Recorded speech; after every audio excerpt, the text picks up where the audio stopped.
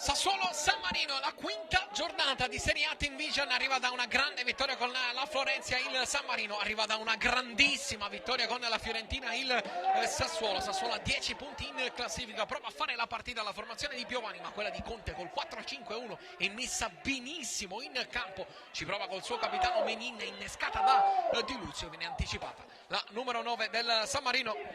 in questa circostanza. Poi Muglia col fisico, con forza, cerca ancora Menin che va a lottare con l'avversaria, mette il cross al centro, L'Abate cerca di scaricare con il piatto sinistro, mette alto dopo la deviazione provvidenziale di Santoro, un San Marino chiuso che però riesce a ripartire, il Sassuolo colleziona palle inattive ma non riesce a incidere, c'è un raddoppio costante da parte delle giocatrici di Alen Conte, ci prova Dubkova, cross al centro sul secondo palo, palla raccolta poi destro da parte di Cambiali, una palla che viene contrata dalla difesa avversaria, sarà un leitmotiv di tutta la gara, quello del muro difensivo del San Marino. Ci prova anche Dubkova, cross, triplo rimpallo, palla direttamente in calcio d'angolo, non riesce ad accendersi né Dubkova né Bugeia, le eroine di Firenze. Cross di Santoro, flipper Pirone, la rimette al centro, non c'è nessuno che può arrivare su questo pallone, insiste il Sassuolo, altro pallone lungo a cercare Bugeia che prova la volée, palla direttamente alta, e questo l'ultimo sussulto di un primo tempo avaro di grandi emozioni, nel quale il San Marino ha chiuso benissimo ogni spazio possibile al Sassuolo. Nel secondo tempo si stappa la partita e fioccano le occasioni, calcia Dubkova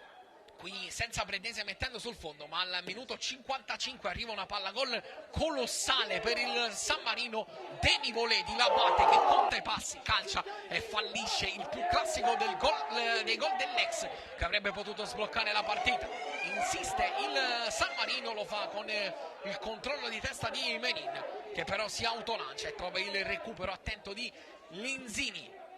Sassuolo che trova enormi difficoltà a incidere, e il primo tiro in porta della formazione di Piovani arriva al minuto 68, Bugeia, stop, la tiene ancora, calcia sul piede sinistro di Ciccioli che riesce a tenere lì il pallone. Negli ultimi 20 minuti la partita diventa bellissima perché le squadre si allungano e allora Miyashii ci prova, stop, passo destro, Ciccioli parte prima, la prende e la tocca il tanto che basta per metterla in fallo laterale. Poi Muglia cerca Di Luzio, vuole il sinistro, lo prova, palla che viene controllata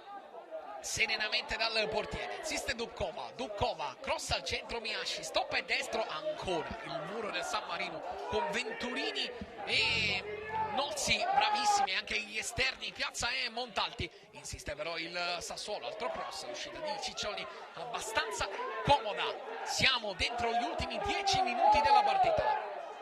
E allora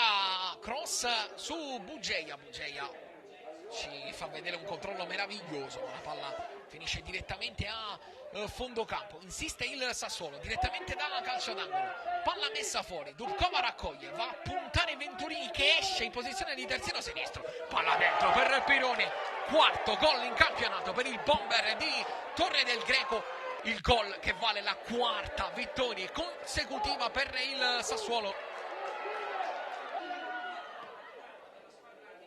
Insiste il Sassuolo nel finale con la corsa di Monterubiano, entrata dalla panchina, destro angolato di Monterubiano che finisce direttamente sul fondo. Monterubiano prova a tenere palla sulla bandierina al minuto 90,